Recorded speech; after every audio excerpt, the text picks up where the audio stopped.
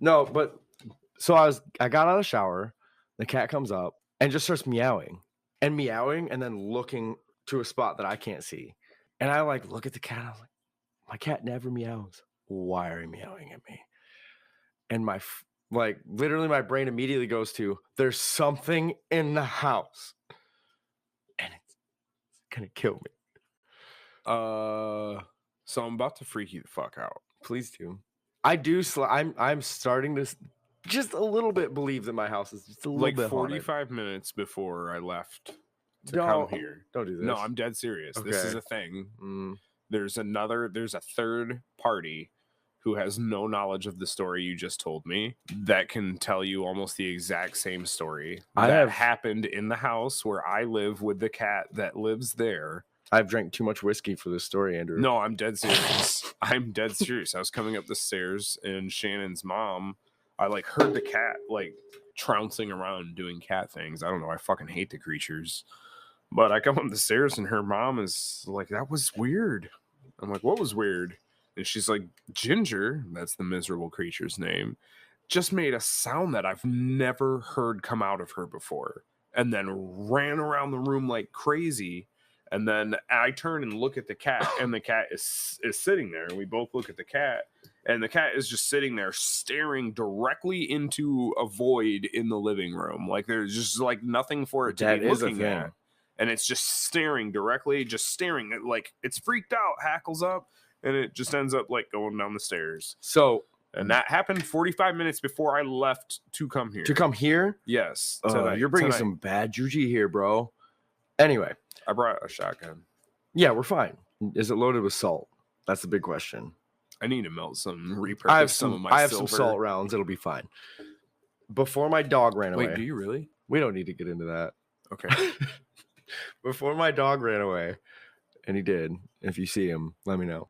He freaked me the fuck out one day because I was just sitting on the fucking couch. And all of a sudden the dog just out of nowhere runs up to the door and looks up into the corner of the room and just barks. And my dog is mute. Literally mute. That dog never barked at one fucking thing in the 10 years that I fucking had him. And he just looks up and then just sits down and looks into that corner. And that was the moment that your dog was possessed. Either that or he was warning me of something. How long after that did the dog disappear? It was a while. I would love to give you cinematic value right now, but it was a while. No, you gave me all the cinematic value I need because that was the moment of possession. And it was a long time later after living with you and collecting your energy and your aura that whatever possessed your dog finally left with all that knowledge. So there have been some weird things that happen in this house that I almost don't want to speak out loud to make them real. You know what I mean? These things happen. You're just you don't want to manifest. That didn't happen. And then it's just in the back of my mind that wasn't real. But now that I'm speaking about it. So my daughter, who's 5, freaked me the fuck out yesterday. It wasn't yesterday, it was the other day. See, now he's getting his sword out. You think that's a joke, but it's not. He literally has a sword. And I'm jealous. Carry on. So we're brushing our teeth in the mirror and the cat runs by and he goes, that was weird. I was like, what are you talking about? She's like, something just went by us. I was like, yeah, was it the cat? And she's like, no, it was up here. And she points to the top of the mirror. And she's like, it went from here to here. I was like, what? In the mirror? In the mirror. Bro, I'm leaving. And I was like, that was just the cat. And she's like, no. Wait, what time is it? It was up here. It's 11 o'clock on the dot. Do you want to go in there and say Bloody Mary 5 times in the mirror? I feel like no.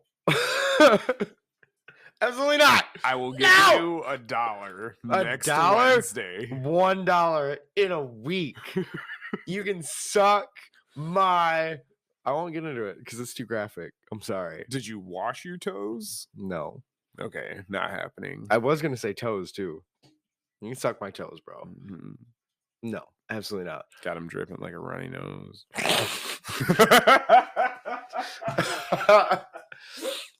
You can suck my toes.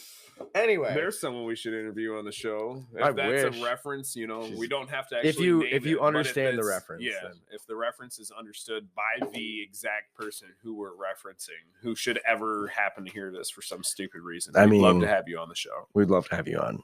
Also, marry me. Yes, you should marry him. Anyway, we're back, bitches. Weeks of illness.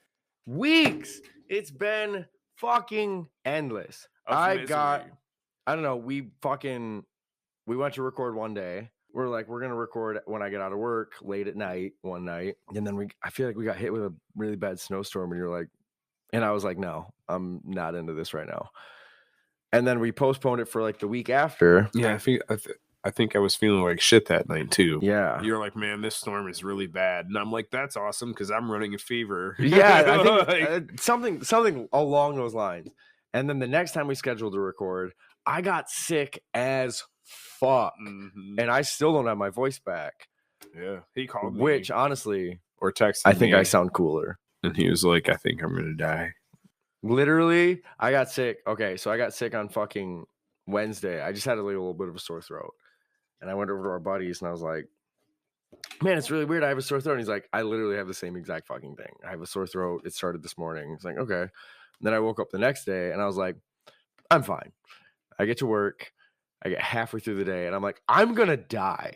I'm going to fucking die.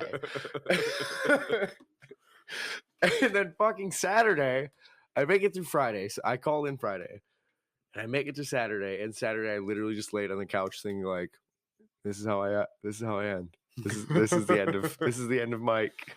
This is the end of it. And then I got better and I just don't have a voice anymore. So say goodbye. Well, you got better, and then you hit me up and you're like, "Hey, we should record that episode." Yeah, and then your entire family like, is fucking I didn't puking. even go to work today because I was up all night with diarrhea and puking. It was like in the bedding, washing the bedding, and wound up with like the kids were so miserable that one night both of them came out with like loaded pants and vomit stained shirts, and I felt like trash, and my wife felt even worse than I did. I guarantee you. And so it winds up, everyone's cleaned up, but there was so much debris on the girls' bed that it was like, we're either going to be up for hours before we can put them back to bed, or we're just gonna nail the door shut, deal with it in the morning, get them cleaned up, and they sleep with us. Right. Yeah, it was a horrible decision. That sounds rough. Mainly, actually, I think that night there was no more projectile discharge of any kind in the bed, but there were 4 of us there, right? Both of my daughters, my wife, and myself, and of course, I'm outnumbered 3-1. And I wound up like in the glider, in the rocking chair with my feet up on a corner of the bed. And all 3 girls had it. And it was like, by the time I was falling asleep, it's like 4:30 in the morning. And that was the first morning that I called in. Been up all night. And it was like, I was starting to feel a little bit icky, but I totally would have gone to work if I didn't have to deal with heavy machinery on complete sleep deprivation. And yeah, so I called in, didn't go. And then the next morning, I woke up in time to go to work, went upstairs and was like, oh, that doesn't feel right. And then vomited 4 times in the span of 30 minutes. Yeah. That's the thing about like what we do as a job. It's like, there are certain things you just can't do. Like I was dizzy and fucking couldn't do. I had to call into work. Yeah, because literally just like the week before, I was walking on a ledge no wider than like 6 inches, 7 stories up with no guardrails, and I'm just like, yeah, I can't do that kind of shit. Which, like, even if you had no regard for your own safety, 200-pound man falling 7 stories. You don't know where you're going to land. I've seen videos of it. There's a lot of people's lives that depend on everybody on the job site being safe. Yeah. So there's certain things that it's just a really good idea to just stay home. To just not Just go stay to work. home. And unfortunately, even if it's not COVID, conversation that I've had with some of our other coworkers, we live in an industry where everybody has to be so fucking hardcore. Yeah, dude. Everybody's got something Everybody's to prove. got to be so tough. So, like, if you don't go to work because, I didn't get enough sleep last night because my kids were sick, then you're just a big bitch, you stupid pussy. I used to stay up drinking all night and then, get an hour and 45 minutes of sleep, slam a pot of coffee, and back on the job site. Well, good for you. I'm glad you're still alive and you haven't killed anyone yet, but this is pretty terrible statistics. See, the construction worker that's got like some kind of pride issue makes me laugh so hard because it was a job leader that you're at right now. I was talking to him in a break room one day and I was like, my fucking power went out. So I like had to go buy like a bunch of shit at the store. I spent like fucking $80 on all kinds of shit. And I bought some fucking candles and I was like, but that's okay. Cause I really like candles. I think they smell really good and they make my house smell good. And he goes, then like looks away like, oh, that's awfully gay of you. It's like just the mere mention of liking candles. He got so like homophobic. It's like, dude, this is that type of dude that's so homophobic. If he drops the soap in the shower, he'll leave it at home. Yeah, he probably just leaves it there, or he squats like perfectly down. He won't bend over naked for any reason. Yeah. Or he'll try like a Mike's Hard Lemonade and like secretly think that it's fucking completely delicious and be like, I can't tell anyone about this. Right. he's just like standing out in the garage. Nobody's home. Just like secretly like hiding cracks a berry blast, takes a sip, is like, son of a bitch, that's good. God damn it, that's good. Stares at it for a second, and then I wish I didn't like, have to keep this secret. Fucking gay, and smashes it on the floor. He just like refuses. What have I become? Even though it was so delicious. Andrew, do you know what I get to talk about today? Hemorrhoids? Fucking aliens. We can talk about hemorrhoids though. If you have an issue that we want to call out, is that? I mean, aliens and hemorrhoids can't be related. Yeah, I feel like if you get probed hard enough, some of them kind might of need some look like cream. aliens. This is true. Anyway, so what we wanted to cover today, we were going to talk about, and it was Andrew's idea, oceans and all of the mysteries behind them. Yeah, just anything at all related to the ocean. I want you to kick this shit off because it was your topic idea. I threw it out there. What should we cover? That was his idea. Let's see. So you're like, what should we cover next time? I'm like, how about the ocean? And you're like, what about the ocean? I'm like, anything related to the ocean at all. I'm not sure why I chose it. Probably because fuck the ocean. I'm terrified of it. And research for this episode, while piquing a lot of curiosity, did not help the fear factor.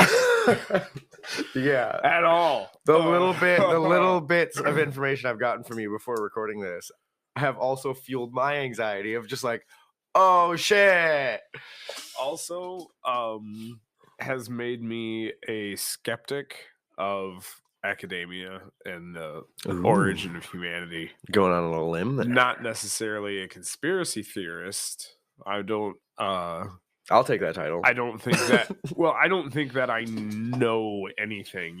Like there's no one conspiracy theory, right, or theory at all that I subscribe to, or I'm like, this is what happened, or this is where humans came from. I just don't think that anything we know is entirely accurate. I think that's honestly the worst part about all of it is because it's like from I can't accuracy than that. That's the worst part about any of this shit that we're probably going to cover is like, I can wrap my head around, well, this is probably what happened. But when there is nothing like that, when it's just like, okay, this happened, I have no idea why. Yes. That is the worst part for me. Yep. That's why I love this shit, because some stuff comes up and you're just like, I have zero explanation. Here's one random explanation that is so far-fetched that it's not even worth mentioning. Right. Like, it's just fucking wild. That's really all of my research into things involving words I can talk, the ocean, English. just has led to more questions. That's all. A lot more questions. You know, it's one of the biggest things that piques my interest is ancient civilizations. From the Greeks and the Romans to just legends of like Atlantis and the Yes. lost continent of Mu. Also, stay tuned because an episode on that is definitely coming up soon. I really wanted to do a quick episode on like Atlantis. Then the more I dive into it, it's like this is not going to be a quick episode. This is going to be super fucking intense, and I need to have all my ducks in a row before I shoot them in the face. Myself have actually done very little to no research on Atlantis itself. However, research into other discovered and unexplained ancient civilizations as far as Southeastern Asia have pointed to and alluded to the existence of Atlantis and the continent of Mu. And I'm like, man, I really need to just investigate that stuff on its own, because it's crazy that there's, you know, it's mentioned by a philosopher, Plato, in, you know, Greece. I think that was and then Southeast Asian murals, like some of the longest uninterrupted carved stone relief work in the world, that had open trade lines with pretty much the entire known world, and mentions traders coming from a place that doesn't exist on modern maps. So it's just fun to discover legends like that and how they tied together, and then the other things that you pick up along the way. So my favorite thing about Atlantis, and this is where it all started for me, if you listen to Graham Hancock, I think that's Graham Hancock, he proposes a theory. So Plato, I think, was 400 BC, sometime around there. And it was Solon. I'll have to look up the fucking details. Hang on. Let me fucking look this up really quick, because I have it written down. Lost civilizations. I have notes. I have lots of notes all over my phone. So Plato dates the destruction of Atlantis at 9,000 years before Solon. Solon was a Greek politician who was exiled. And when he was exiled, he went to ancient Egypt. Yes. And that was around 600 BC. So 9,000 years before 600 BC would be 9,600 BC. Yes. Which was 12,000 years ago. So around that exact time, scientists have actually indicated, like, there's evidence to support that was basically the end of an ice age, a short-lived ice age that was about 2,000 years old. Okay. Interesting. There's evidence of an asteroid impact that caused a drastic change in climate, because at this time, the North American continent, like where we're at right now in Michigan, was under 2 miles of ice. 2 miles of ice. Some of the potholes we drive over can vouch for that. Yeah, dude. So this was 11,600 years ago, roughly. And it's called the Younger Dryas period. So this asteroidal impact caused a temperature spike, and it caused sea levels to rise 400 feet. And that's just a lowball estimate. That's 3/4 of the height of the St. Louis Arch, for reference. And that's a great reference. I love references. I love it so much. 400 feet of sea level rise. Do you think that could potentially destroy a city? Absolutely. Yeah.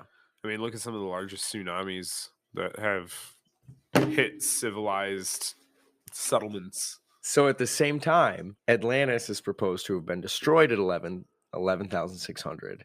Around that time, Göbekli Tepe, which is in Turkey, I love that place. It's dated to 11,600. So he proposes that Atlantis was destroyed. The survivors of Atlantis, who had this incredibly advanced understanding of architecture and science, traveled all over the planet. So at it was previously estimated that 11,600 BC in Turkey, in that area, these were hunter-gatherers. They were incapable of creating incredible architectural stone carvings. Yeah. They created an entire city there, and it's in out an of nowhere. impossible terrain. Out of nowhere. So Do you think it's where it is because if a wall of 400 feet of water destroyed your previous city, you might go to the highest possible place you could find. Yeah, you might go to Turkey to probably. rebuild, which is funny because the civilization. I think it's Turkey. I should probably. I'm pretty sure. I'm pretty sure Göbekli Tepe is in Turkey. I think. Which is funny because the Etruscan, I think I'm saying that right. I've read a lot about it and not listened to anyone say the words, so I'm probably going to butcher. That happens a lot, and it's really funny. I love when that shit happens. Yeah. I've only read this word. I've never heard it said, and you just butcher it. They had a huge settlement on the island of Sardinia off the coast of Italy, and it's thought that a tsunami or a massive tidal wave destroyed their civilization there.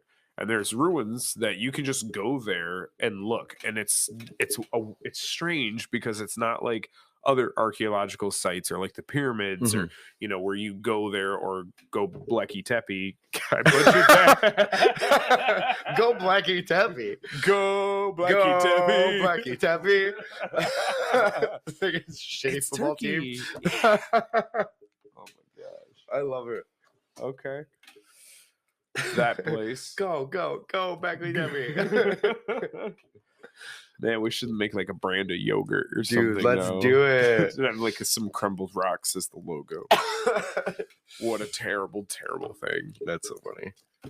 But this island has the ruins of over 7,000 towers and like structures, 7,000 of them, and they're just there. You could literally just walk right up to them. Where is right up to Sardinia, off the coast of Italy in the Mediterranean. And you can just walk like right up to them and just check them out for yourself.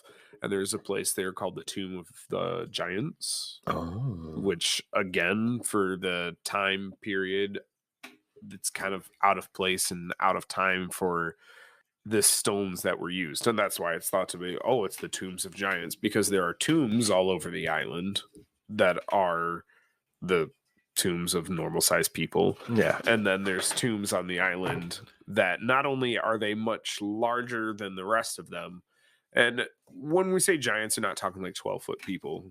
You're saying like 6'6" and above, which is still massive. That's for that big time period, where like the average person was like 5'5". Yeah. If So, not shorter. Yeah. But on top of that, the other theory leading to giants being even bigger than those heights are the placement of the stones used in those graves. It just shouldn't have been possible for the people of that time period to use stones that were that shape. They have these 7,000 towers that they had built, but the construction of the towers and the construction of the tombs was separate. And in fact, the tombs of the giants is thought to be a lot older than the rest of the civilization. But the crazy thing about this is that these people were the superpower in the region prior to Rome. And they moved to Italy after their island of Sardinia was destroyed. And all their settlements in Italy were far inland and on top of mountains, away from water. Even though they were written down by the Romans as being like the best seafaring people in existence. Like no one knew the sea or boats or ships better than these people, but they built their cities far away from water, as high away from water as they could get, and probably because of a massive tidal wave that had destroyed their home island of Sardinia. But these people had trade routes with Greece. All of that was already established before Rome even came to power. But when they moved from Sardinia to Italy, they didn't build any of the same towers that had existed before. So some historians believe that so much of the population was wiped out in Sardinia that like their architecture didn't survive. Maybe that, people had a certain histories or certain abilities, but it's like, You know, if most of civilization was wiped out tomorrow and you and I were tasked with building a power plant of any kind, no, I mean, people would be using candles to light their homes. You know, like, it doesn't matter. It doesn't you build a hydro dam. It doesn't matter. You know, like it's a concept that we loosely understand at best. But so that's the assumption, is that like the best of their technology, their scientists and all that, were wiped out. And so what was left of the people were wise enough to be like, okay, let's stay the fuck away from the ocean. Yeah. And but they still brought roads, language, alphabet, written language. They brought written language to Europe. The Romans learned how to construct roads from them. Both the Romans and the Greeks learned plumbing and aqueducts from them. And the crazy thing is that no one can agree. That's wild. No one can agree where they came from. Like 2,400 years ago, people were still debating where they came from. Really? And the big debate comes from their language, which is dead and lost to us now. We have it in written form, but the spoken language, like, no one knows what it sounds like. It's dead. It's gone forever, unfortunately. And I believe the last person to speak it was a Roman Emperor, Claudius. That doesn't help because there were a lot of those, I'm sure. Claudius's. But yeah, I remember it was a Claudius though, and he was one of the last ones to speak that language.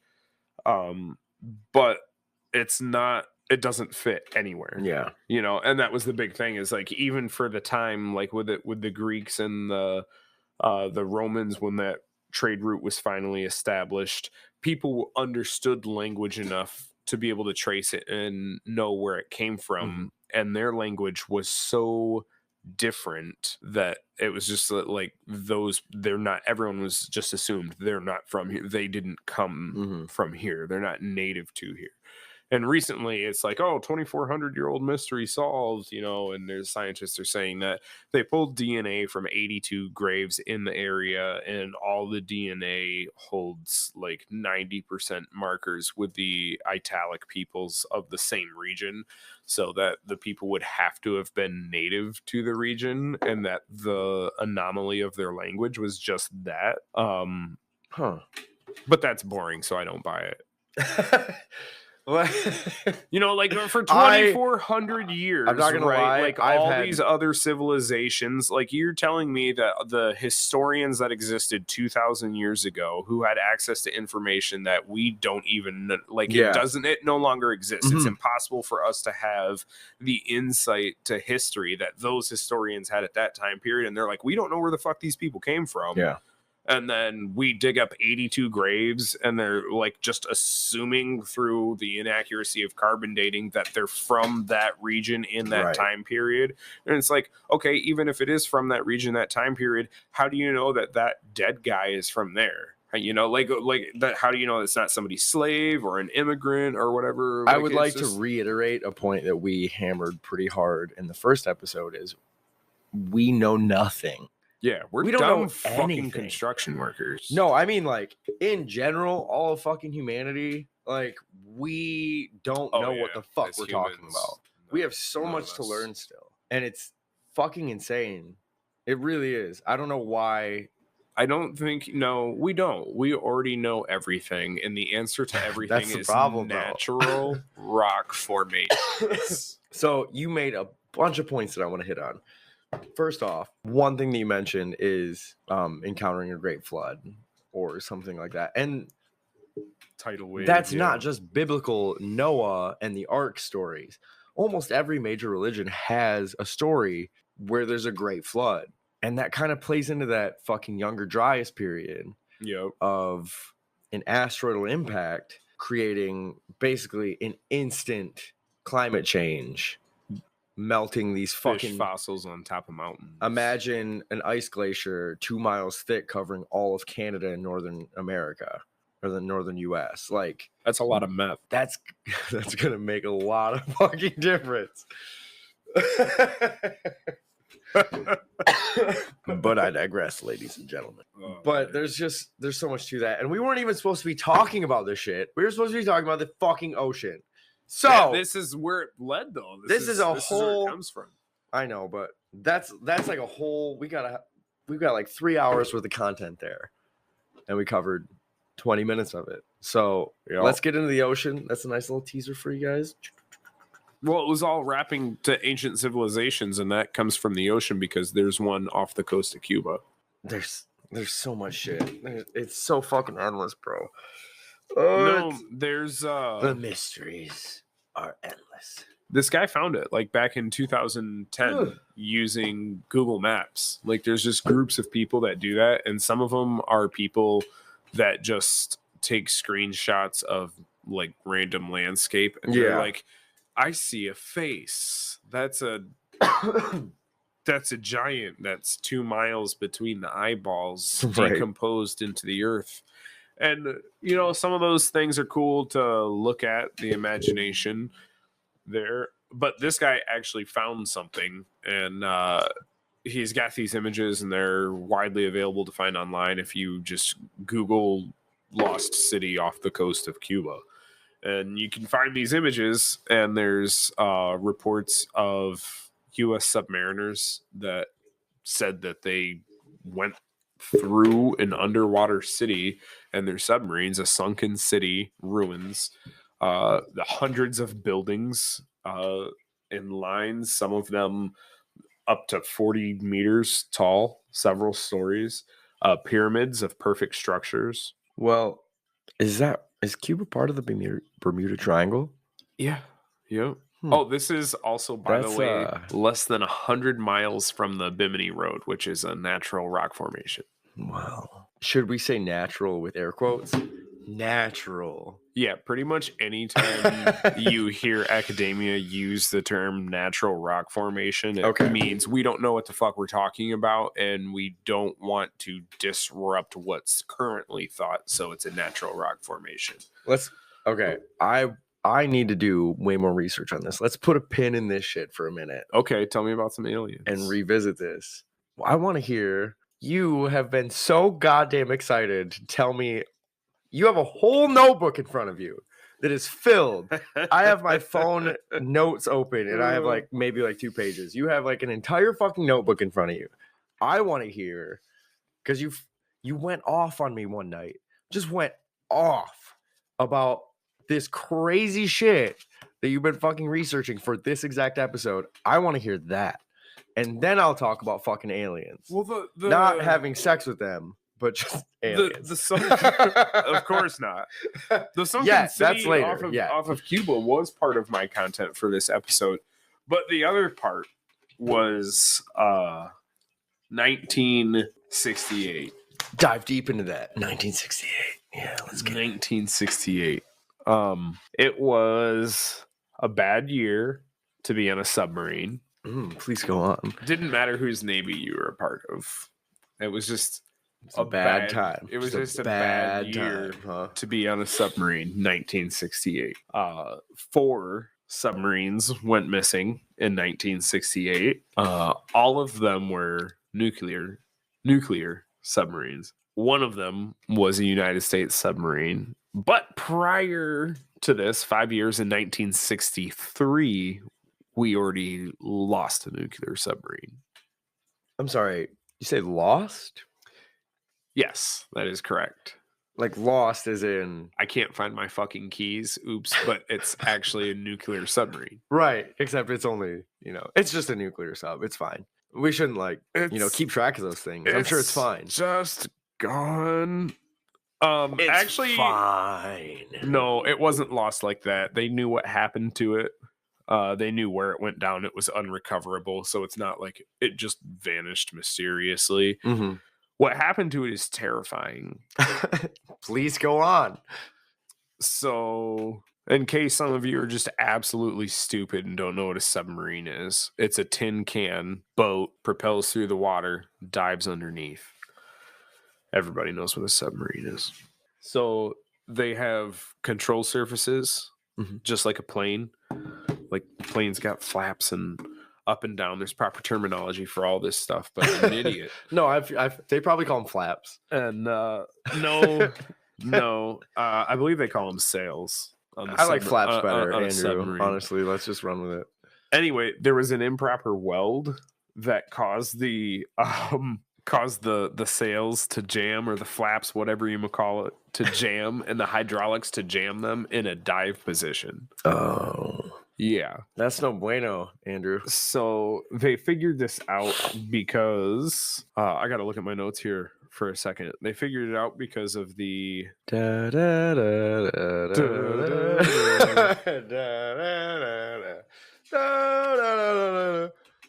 man. Excuse me for still not having. I'm looking for a very specific thing. It was the listening devices planted all over the base of the ocean. It was done. Oh, I know what you're talking about. It's like a geological survey. Yeah. Man, I'm looking for the notes. Hang on. I have something written down for that too. I might beat you to it. I might beat you to it. Holy shit. Anyway, okay, it's a race. It's a race to figure out who that is. It was a network of U.S. National Oceanic and Atmospheric Administration. Yeah, it's a network of listening devices that were implanted all over the ocean floor. That said 1997 though, so I don't know if that's accurate. No, this is back then, because they used. Didn't you say 83? They used this in 1968. I know that I just meant that specific administration wasn't created until 1997. Yeah, no. So this program was an academic in nature to begin with, if I'm not mistaken, of these listening devices, of listening to like tectonic plates, right, earthquakes, and things like this. And when the submarine went missing, they're like, well, if the submarine dives too far, it's going to implode, and that's loud. And not good. So they got with the people who have the listening devices on the ocean. They're like, hey, can you check this region where we last heard from the USS Thresher in the Atlantic? And they heard a series of pops. And what determined is that this improper weld caused the control surfaces to lock in a dive position. And the sub dove so fast that nobody realized it until they were like too far gone. And then by that point in time, trying to remedy what was wrong. I mean, you don't even have a way to diagnose, you know. Yeah, hey, why did we just dive fucking 800 feet? Yeah, and so the successive noises, instead of just hearing the sub implode, was it dove at such a sharp angle that each individual compartment in the sub imploded as it was going nose first in a sharp dive. So all souls were lost, unfortunately. Just nothing to do. I can't imagine. They said 2 minutes is how long it took. A 2-minute dive. And it was just a training accident. And they couldn't cut the engines or anything? Or it just happened all so fast? I guess not. Something, yeah. There's not. I mean, those answers, if I remember correctly, did all this research weeks ago when I was sick and it was like fresh. But if I remember correctly, the wreckage is in something like, 3,600 feet of water. Like, I mean, it is that it's impossible to recover. Can't do that, yeah. And so without being able to recover the wreckage and know all the answers, I mean, they know of that failure, but that was the one in 1963. So there's 4 of them in 1968. In 1968, there's the USS Scorpion. There is the HMS Totem, which is a British sub, and the INS Dakar, which was an Israeli T-class submarine. And then there was a Russian sub, and that was probably the most interesting one to go down, and that was the Kamchatka. Man, no, but it came from there, so I knew it was doomed. So the Kamchatka is a reference to an episode that we are absolutely going to do soon. We have to. Of the, what was it? East Baltic Fleet. Yeah. So the Oh, Russian hang on. K-129. Yeah. Sorry. Well, we were talking about the fucking East Baltic Fleet for a minute, right? Oh yeah, the Kamchatka. The Kamchatka was a ship amongst the East Baltic Fleet. The Russians had to send and create a fleet from their west and send it all the way around. I think it's like 1,500 or 2,000 miles around basically The Horn fucking of Africa Yeah. through the straits around India and over to the east where they could back up their east coast. And basically, essentially what it boils down to is they took anyone they could fucking find, Anyone. more than half of the sailors that they put onto these ships had never seen the ocean before and were illiterate. And they gave these people battleships. Well, a lot of them were just ships, boats outfitted to be battleships, but they set them loose and they're like, here, I think it was like something like 75. Them were like personal yachts and fishing vessels with just like some cannons strapped on them. Yeah. Out of like the 75 ships, I would say probably more than half of them were that.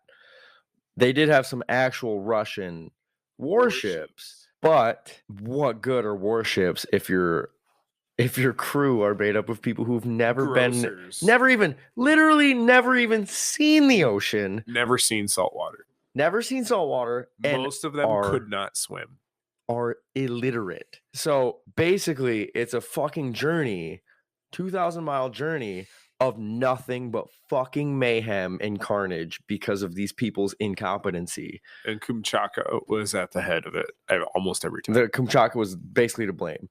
To start the journey of the East Baltic Fleet, to start it, before they even made it out of the bay, one ship rammed into another and caused so much damage that it had to return to port, and another literally dropped and lost its anchor. Like right off the bat. Before they even managed to leave the bay. They still have to go around Africa. They still had literally like 60 days left. And all along the way. Best is when they shoot each other. Okay, literally imagine you're basically off of England. You're on the fucking west coast of Europe, the opposite side of like Japan, right? And the Russian East Baltic Fleet are so paranoid because they're all fucking idiots. They're so paranoid of these fucking Japanese torpedo boats. You're basically off the coast of fucking France. You're off the coast of France and you see a boat and everyone panics and Everyone's like, oh no, it's a Japanese torpedo boat. They all start unloading on it. They have fucking 30 millimeter cannons and they start unloading on this boat. They're like, that's a fucking Japanese torpedo boat. Hundreds of rounds. Turns out to be an English fishing boat. They figured it out because they didn't hit it. That happened like 4 times. At all. Literally 70 ships unloaded fucking all of their ammunition and they missed every shot of a stationary fishing boat. And that was just the first such encounter. That was one of many. Yeah. At one point in time, they sever the fucking underwater cable connecting a continent to another and like basically eliminate all communications between an entire country because they severed an underwater cable. They had to talk themselves out of going to war with like 3 other countries. Yeah. Like literally the Tsar of Russia had to like assure these other countries like Germany and England, do this on purpose. I promise you that it's all out of incompetency and it's not an act of war. Anyway, Andrew, we're both sick apparently. I can't stop coughing and sniffling and I have a bunch of fucking gunk in my throat. Please continue. Yeah, I was trying to remember the name of the Russian sub that went missing in 1968. It was the K-129.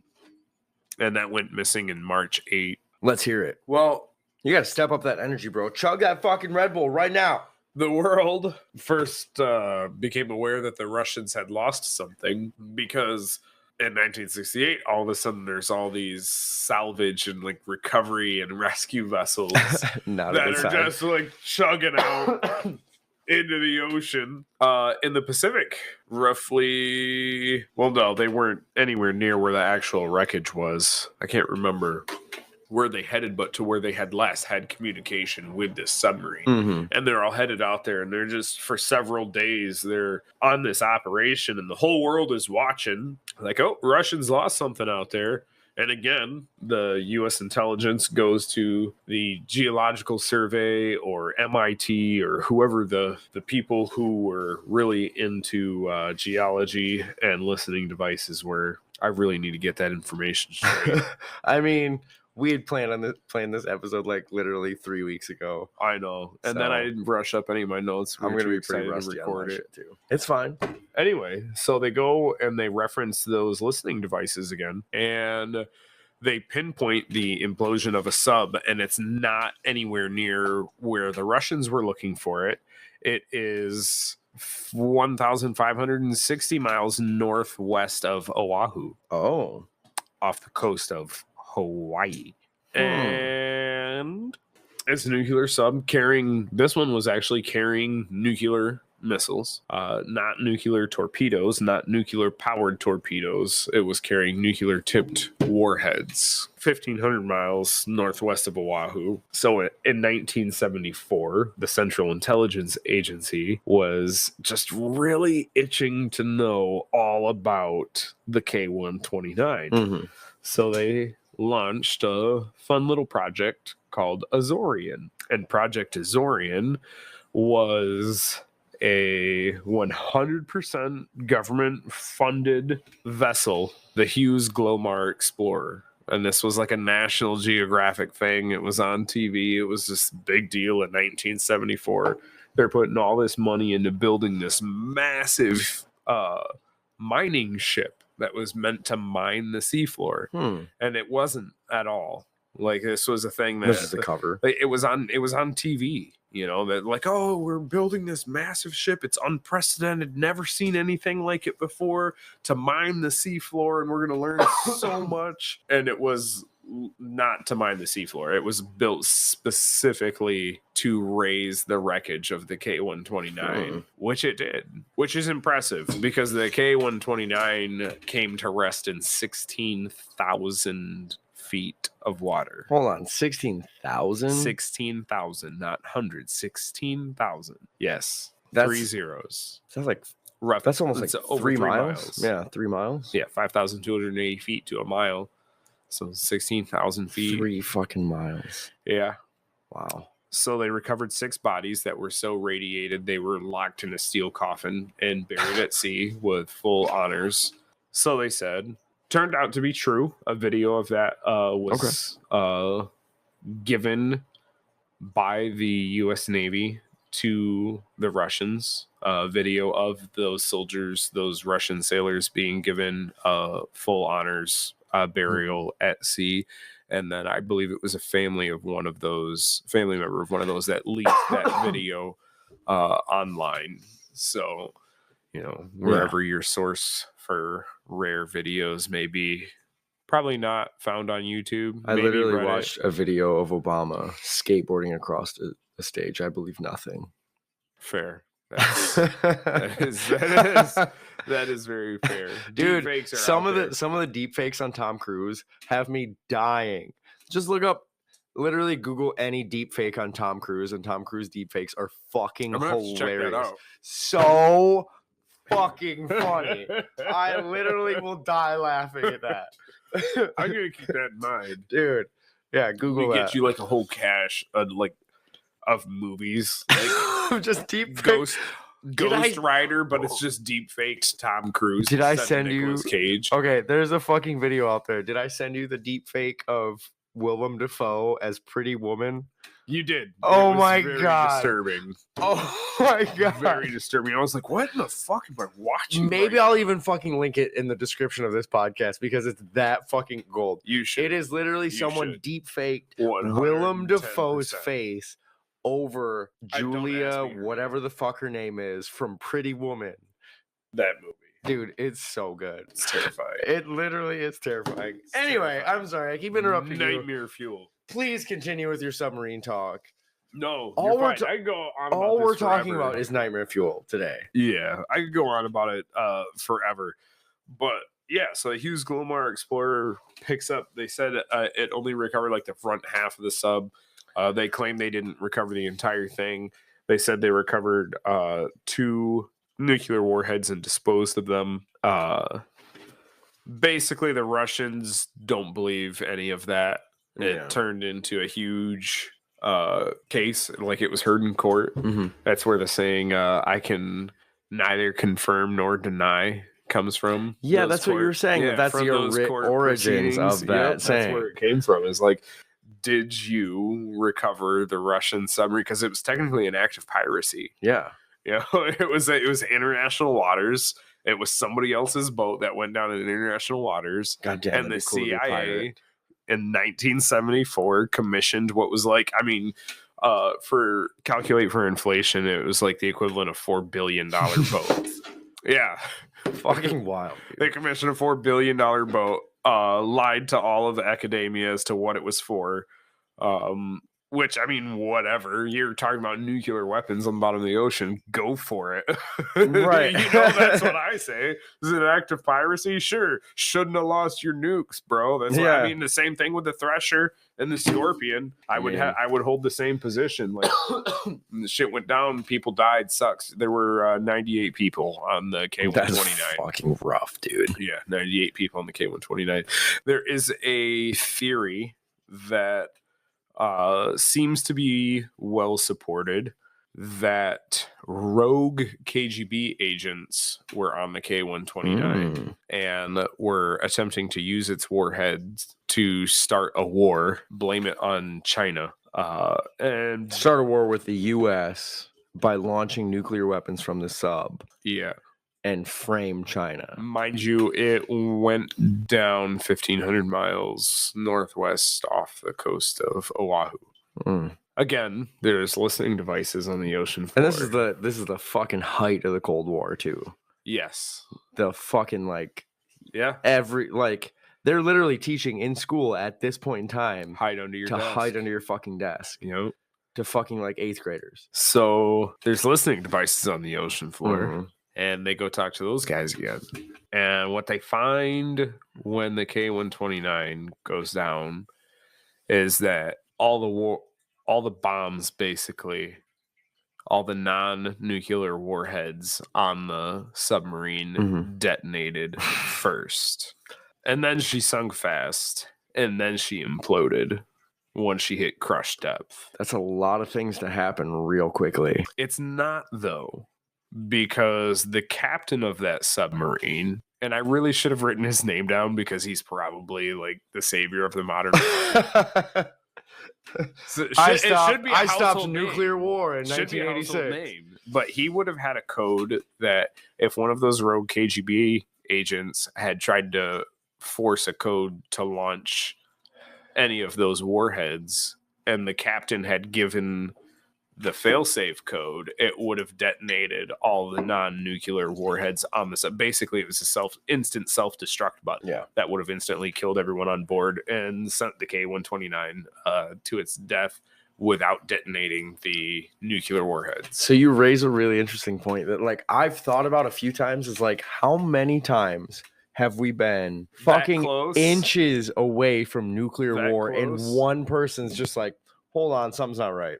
I'd be willing to bet it's a lot more than any of us want to actually think. Yeah, that's something I don't really want to acknowledge. Because I've heard the story of some kind of radar interference setting off Russian alarms, basically giving the indication of a nuclear fucking war. And they were fucking right on the precipice of being okay, fire everything we have at the US. Who was responsible for that? Rogue KGB agent. I mean, fucking maybe. I actually think it was a flock of birds, though. Are you sure? I'm pretty sure. Oh, maybe we're thinking in that instance. I think we might be talking two different instances. I may be thinking of fiction. I mean, it's possible. I can't even tell you how many times I've literally. Fiction. I wonder how many times. Real. I wonder how many times I look back on a memory and be like, I made that up in my head. Yeah, probably a lot. Anyway, for me personally, I'm full of Red Bull and whiskey. So I'm the recipe for interruption. This is going to be a fucking 4-hour podcast if I let That's okay. That's fine with me too. This is our This is our grand reopening. This is our welcome back parade. Here we are. And I've had a lot of Red Bull and even more whiskey. So that was it. That's it for the K-129. okay. It was like Project Azorian. You know, they recovered 2 of the warheads that they say the other 2 are still down there. Right. Well, that reminds that's me. That reminds me of a real quick. There was a fucking plane crash of a B-29 in like 1940 something. Okay. Over West Virginia or North Carolina. I think it was North Carolina. It was a B-29 carrying nuclear warheads that fucking crashed, and they never recovered the warhead. I believe West Virginia. The hills have eyes. Yeah. If that shit detonated and radiated the entire state. Right. I mean, but no, like legit, like that's a real thing. Right? Like they dropped they fucking, like a plane crashed or something happened and they never recovered the nuclear warhead. That's happened more than once. I feel like I watch too many movies and read too many fictional books. But I feel like that warhead was never on that plane. What's crazy though is like I watch these movies like the movie Broken Arrow, which is like a 90s shitty fucking action movie. It's a great movie. A B-2 bomber goes down with a nuclear weapon on it, and the entire world is like, we gotta fucking recover that. When in reality, a B-2 bomber goes down carrying a nuclear weapon, and everybody's like, shh. Everybody's like, shh. Just if you can't find it, don't worry about it. We're gonna fucking forget about it.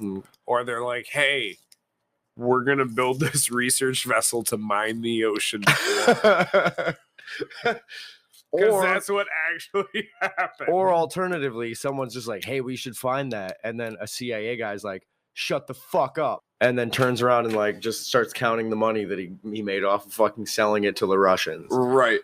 Yeah, exactly. Yeah.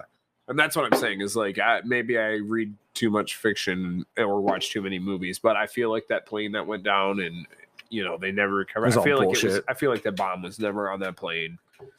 Right. Somebody. I see what you're saying now. Yeah, somebody purchased it. It was gone, and then they're like, "Hey, go fly this plane." Hey, we have to make this disappear. Yeah, and they just Somebody found the guy that was sleeping with their wife, and they're like, "Hey, bro, you want to fly a really cool plane?"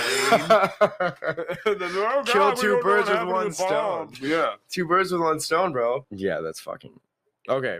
What else you got for me? Or can I talk about aliens? You can talk about aliens. There's other stuff to talk about. The stories are just as long, and we can get to them later and not even have to do them. I'm so full of Red Bull and alien information that my nipples are hard right now. I want to hear your... I could cut glass with these puppies, bro. Alien information.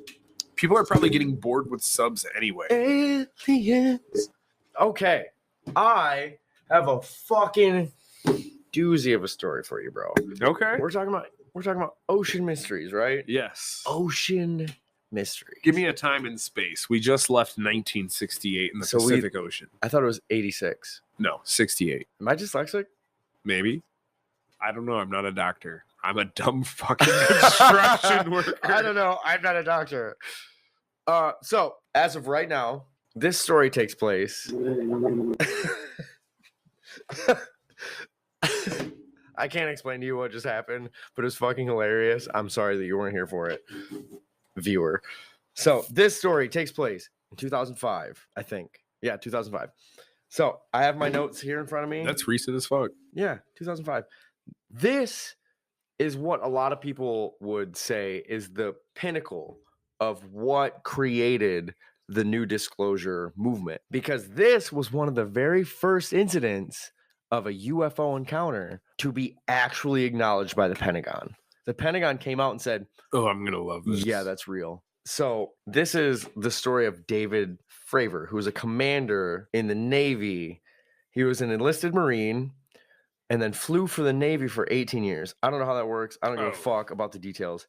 Sounds credible. In his interview, also podcast, he talks about, like, just to give you an idea of how accredited this Navy pilot is. First of all, he's a fucking commander of a squadron in the Navy. That's probably pretty hard to get.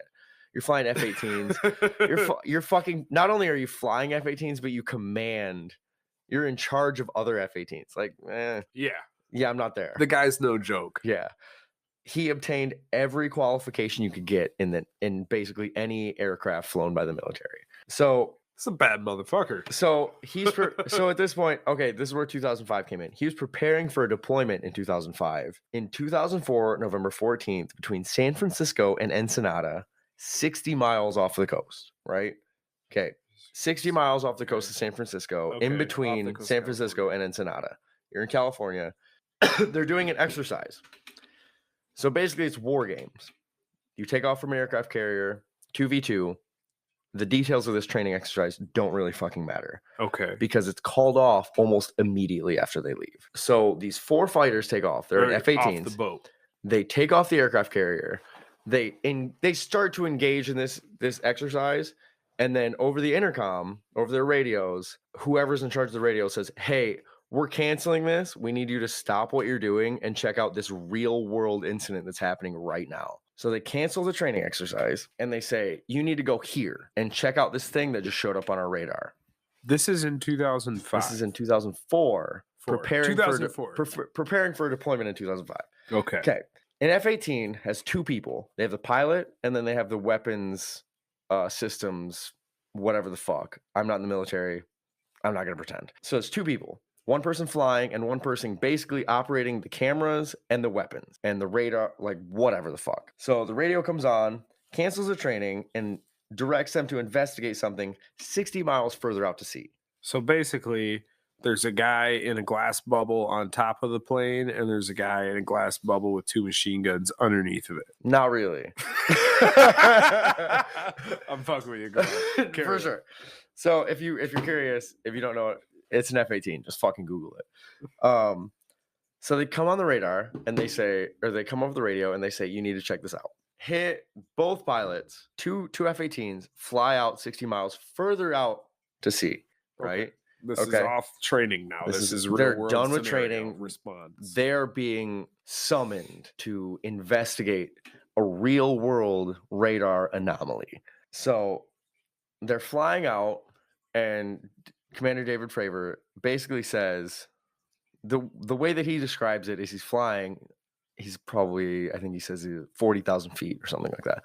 Looks down and sees what he describes as a tic tac. You know, a mint, like one of the mints, like a tic tac. It's a white cylinder about 40 to 50 feet long, moving in a direction back and forth, east, west, north, south, over and over again, spinning back and forth, northwest, east, south, bouncing back and forth in like basically a little contained area. Okay, that's like the size, for reference, of a semi-trailer. But it's basically the size of a semi, yeah. But cylindrical. So it's a cylinder the size of a semi. That's a good fucking way to think of it. The longest semi you'll see on the road. It's about 50 feet. Is 53 feet. Yeah.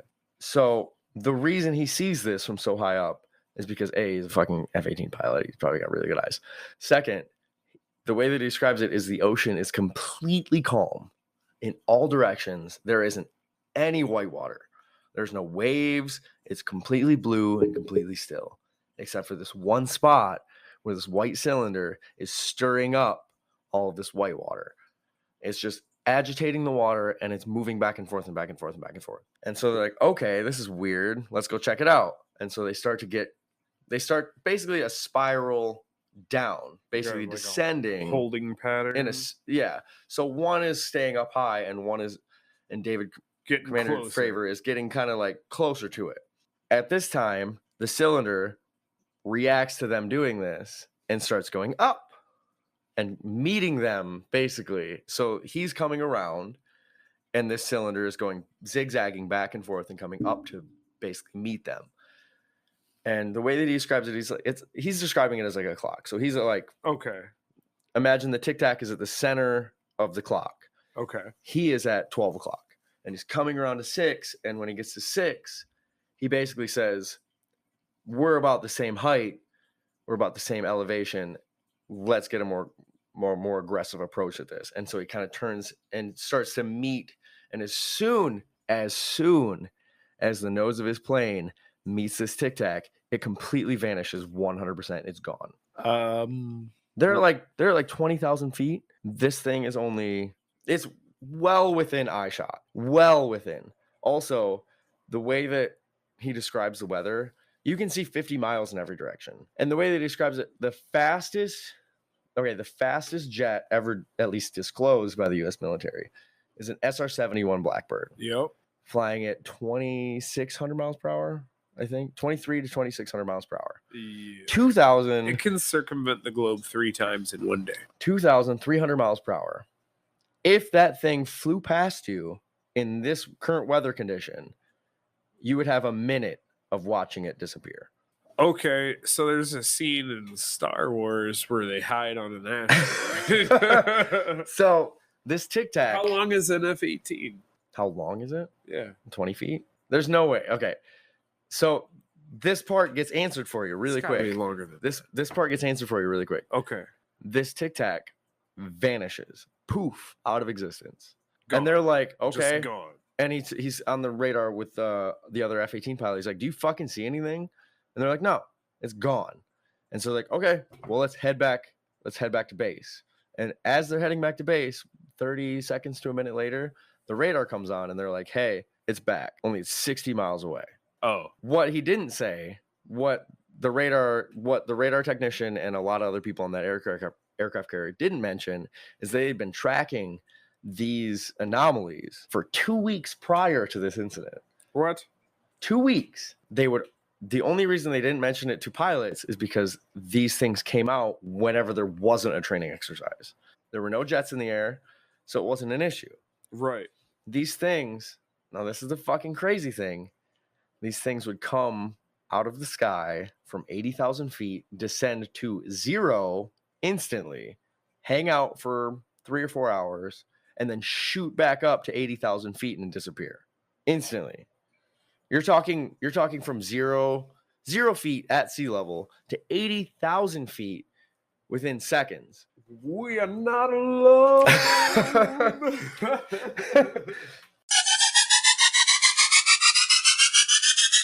So, with that in mind, what the fuck? Like, literally, what the fuck? It's just some kid flying a drone. I mean, probably. Yeah, that discloses it. Like, we're done. He just built a really fast drone, and that's it. So the Pentagon actually came out and said, yeah, this is confirmed, and we have no idea what that was. Yeah. And there have been several incidents since then. So that is actually, that's considered the Tic Tac video. That's really popular amongst the disclosure kind of group. There's a Go Fast video. Well, I've never heard of the Go Fast. I should mention the TikTok video. There is video of this. Commander Fravor was not the one to take the video. So Commander Fravor, basically when they get back to the ship, they're kind of telling their friends about this, and their friends are about to head out to do a training exercise. And he's like, we're going to fucking catch this thing. We're going to go find it right now. Like, they're gung-ho, fucking ready to go. And they do. No shit. They go out there and it's back, and they film it. That's what the video is. You look up the Tic Tac video, that's what it is. It's no shit. It's an infrared video from an F-18. It's from them. So the fucking one of the wildest things about this, and he just casually mentions this, but to me it's insane. The F-18 goes out, they spot it, and they're like, lock onto it. Locking onto it doesn't necessarily mean like weapons are hot, like we're gonna attack this thing. It basically means that you're locking on, you're tracking it.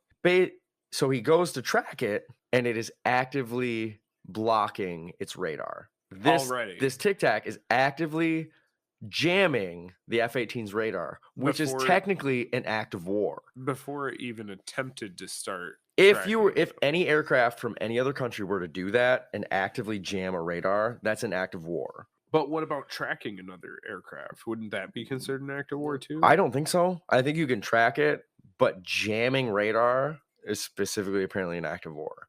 I mean, it definitely seems like it would. You're dealing with a whole nother level. So I don't know how they get past that, but they managed to lock on somehow with IR. And you can literally watch the video of this. You can't see a whole lot, but there is video of them tracking this thing. Yeah, it's infrared. It's infrared. So, but it is pretty fucking wild. And that kind of leads you into the Go Fast video. The Go Fast video, I don't really have the full context of, but it is you just look up the Go Fast video, and it's these guys in a jet trying to lock onto something that is going incredibly fast, way faster than it should be. And they lock onto it, and you literally hear all of them shout like, "Oh, we got it!" Big accomplishment. They finally lock onto this thing, and I think it's either that. Okay, there's a Tic Tac video, which is David Fravor, which I just told you about. Yeah. The Go Fast, and then there's the gimbal footage. The gimbal footage, I think, is the one where you're basically there's actual footage from another jet, a military jet, and I think the most concerning part of it is you're listening to this, and these pilots are like, "Hold on, look at your radar," and he's talking about it's like, dude, there's like dozens of them. You see only one on the radar. You only see one on the video, but they're describing that there are literally dozens of these other ships or UFOs or whatever in like area? Formation in the same area. What? And all of these are confirmed by the Pentagon, and the Pentagon has literally come out and said, "Yeah, we don't know." Comfy. Yeah, it's really comforting. The thing that kills me, come down from 80,000 feet and fly around, I don't give a fuck. What are you doing in the ocean? Yeah. What the fuck are you doing in the ocean? Because they're visiting the underwater airport. There is one video out there of these people tracking one of these objects going fucking phenomenally fast, going from the air, diving into the ocean. So you're talking like 100 miles an hour when you say No, I'm talking like 600 knots, which is like 700 miles per hour. Okay. Diving into the ocean. And it doesn't disintegrate. Does nothing. So one of the big points of all these, like the Tic Tac, they're looking at it infrared, and they switch between a couple of different cameras, and there is zero heat signature from this vehicle. This Tic Tac is going 700 miles per hour, and there's no heat signature from it. There's nothing. So the word that they describe, the word that they use for the propulsion is non-reactive propulsion, meaning basically the theory is that these vehicles are manipulating gravity. Okay. Because they're not burning anything, or else you would see it. They're not doing anything, and also they can go from 700 miles to a complete dead stop to going 700 miles in the opposite direction instantaneously. And there's video of this shit. Like the Tic Tac video, one thing that I didn't mention is basically they're following this Tic Tac like this. And this thing outmaneuvers an F-18 instantly and just disappears. Yeah, it's one of the most advanced aircraft in the world. Yeah, F-18 is fucking right up there. Yeah. Then you get one of them F-22s. What's that new one? The $1 billion jet. F-22. No, the F-35. F-35, yeah. F-35. I mean, I've also heard that the F-35 F-35 is a fucking waste of money. So, you know. I mean, it's a fighter jet. Yeah. When was the last time? I'm not the one that holds the standards to fighter jets. When was the last time that there was a dogfight? You know what I mean? When was the last time that two jets fought each other? Yeah, it's mostly just been third world countries that we just decimate. And you don't need fighter jets for that. You have A-10s. Yeah, you'd be just fine. So we're talking about ocean mysteries here. What are they doing in the ocean? What the fuck is going on? Why are these Tic Tac fucking UFOs coming down from literally space, and diving into the ocean, and then just hanging out around the ocean? What if the world is ruled by mermaids? I'd be into it. I'd be fucking into it. I'm not gonna lie. But what if they don't look like what you think mermaids look like? You think they're more like lizards? No, the lizard people one is so beaten to the ground. I love lizard people. Don't you dare talk shit about lizard people. Carp people. Okay, you got me. That actually makes me think of Dagon from H.P. Lovecraft. Human from the waist down with webbed toes. Carps from the waist up. Oh my god, I'm so turned on right now. Big fat lips. Big old carp suckers. Just fucking picturing that fish head. Stop, Andrew. I can only get so erect.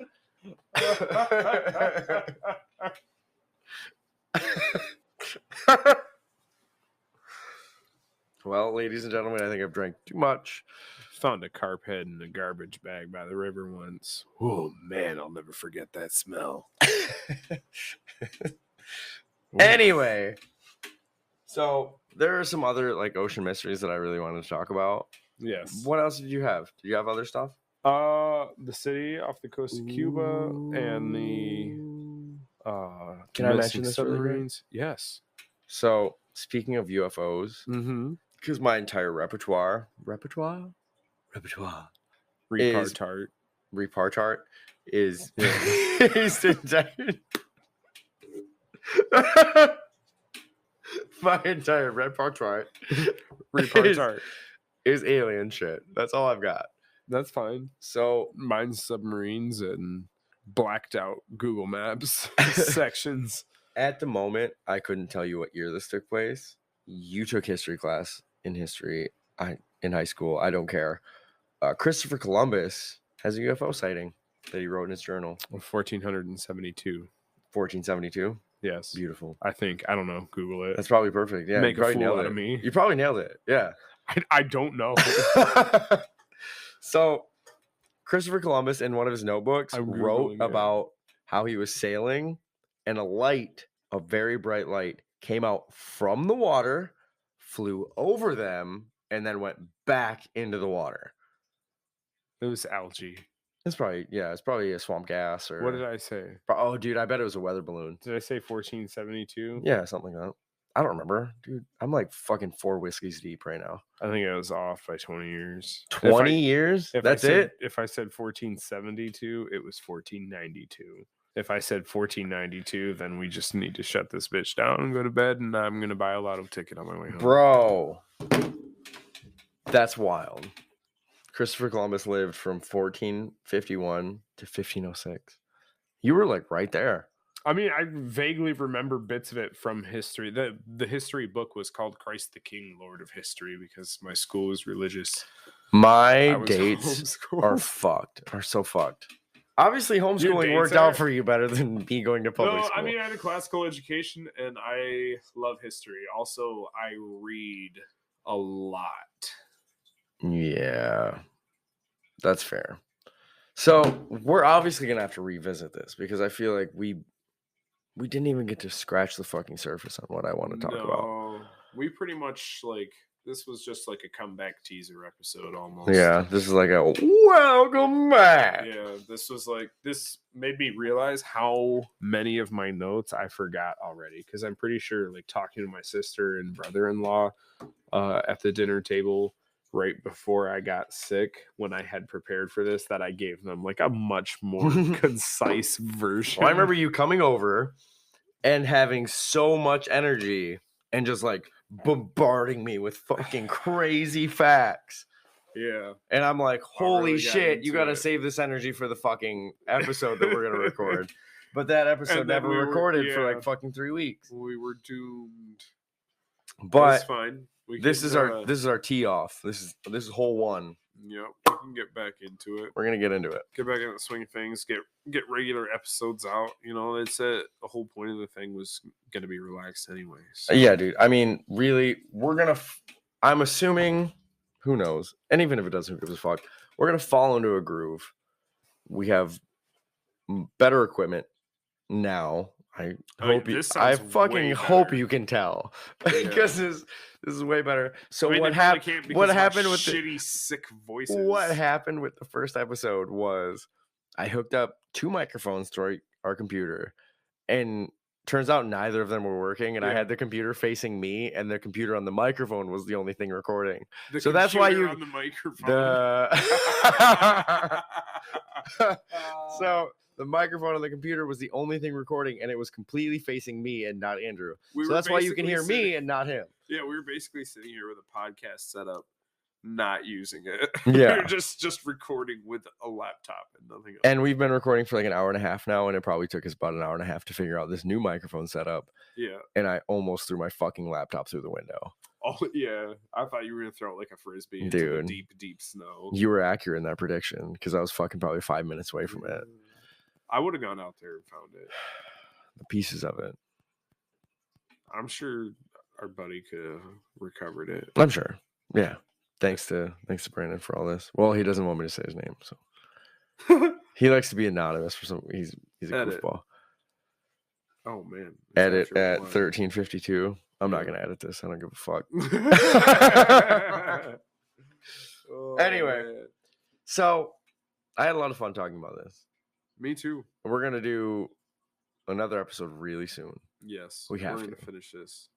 Absolutely. So thanks for listening. If you made it this far, really congratulations, because you have the patience of a saint. Or you were really, really bored. Yeah, you hate your job and you should probably find a new job. You should get a life. Because I've listened to more boring podcasts than this at my work. And honestly, I should probably find a new job.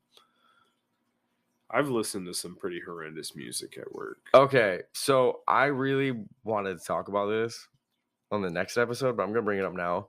The next episode that we're going to do is Missing 411 on disappearances. Oh, yes. The whole series, a guy named David Pilatus, who's an ex-detective, who's an ex-whatever. Yeah, I think he's a detective. Basically came across all these missing people, and he's like, these cases are wild. These people just disappear out of nowhere. I've looked into a couple of these. I have already. decided to follow his YouTube channel. How? Honestly, I challenge you to find someone more boring to listen to. Oh, no. Dude. I just today, before we started filming this, I was like, I'm gonna freshen up. You know what I mean? I'm gonna do my research. I'm gonna listen to his specific YouTube channel.